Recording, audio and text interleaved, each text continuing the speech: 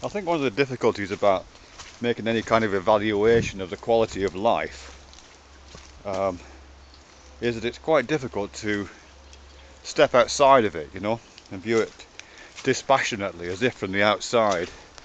Because I guess that's what you kind of need to do, isn't it, really? If you were to make any kind of claims for empiricism, or I hesitate to use the word objectivity, but any kind of those kind of claims, you would want to try to secure a position from which to observe that process of life, which wasn't involved in it. You know what I mean?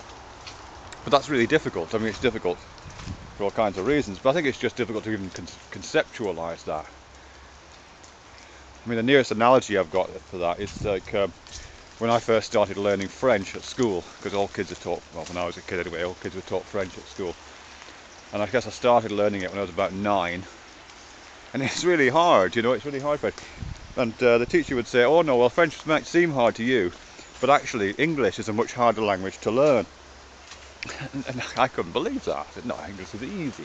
Look, I'm using it all the time, look. A 9-year-old can do it, can't be that hard. But, it wasn't until much later on, really, that I started, getting familiar with, how grammar worked and how syntax worked and all the kinds of things that that reveal the complexities of something like a language. And then you start thinking, oh yeah, well, actually, English is a really hard language to learn, and it is a bit clumsy, and you do start to get a more dispassionate view of the expressive means that you've been using non-consciously and completely tacitly for all these years. But then, as I say, once you're given those analytical tools, then you can step back a bit from your own expressions and think, oh yeah, English is really bad at some things, and other languages do these things better, or perhaps are easier to learn, or are better expressing these kinds of things. And I think life is a bit like that, actually. The whole life thing is a bit like that. Where do you go to evaluate it? What criteria do you bring to bear in that evaluation? What analytical tools do you use to make that kind of evaluation? And I suppose I mean this in two ways, not just an individual experience of life, because I think we can all kind of do that. We can look at our own lives and we can make evaluations of them, whether this individual life that I am living is worth living or not. We can kind of make those choices, and I guess most people most of the time think it is.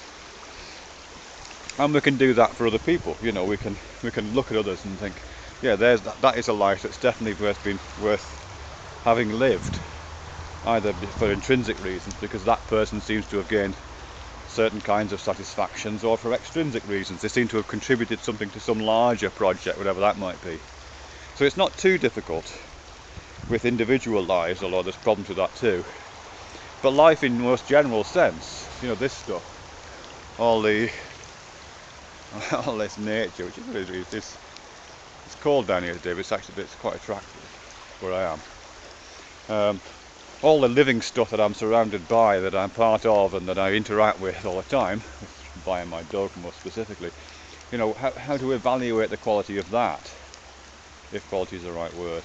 What analytical tools, what criteria do I bring to bear, other than my own sensibilities, other than my own judgment?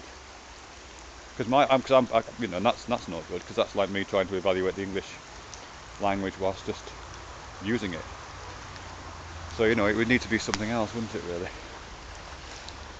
I don't know what the answer is, I'm just speculating. But yeah. Because we're in an unusual position, aren't we, as humans? Because we have this unusual consciousness, and because we have language and all those kind of things, and because we have interpersonal engagements, that we are in the position where now we can start, which I think is probably unique to humans, I don't know for sure, where we can deploy some tools, even if they're not necessarily scientific tools or logical tools necessarily, to make those kind of judgments. Specifically uses of metaphor. So I think we're probably the only animal that uses metaphor. And we can make some kind of judgments of life by using metaphorical as if scenarios, can't we? Thinking of life as if it was a game.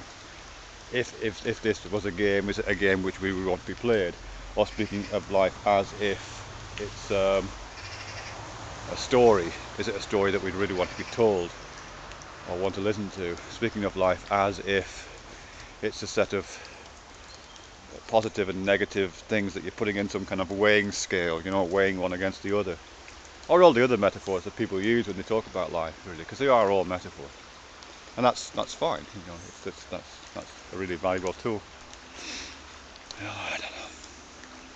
Oh, I don't know. I just don't know. I have no idea. I don't know. What do you think, Themes? No, I don't do metaphors. Fuck off.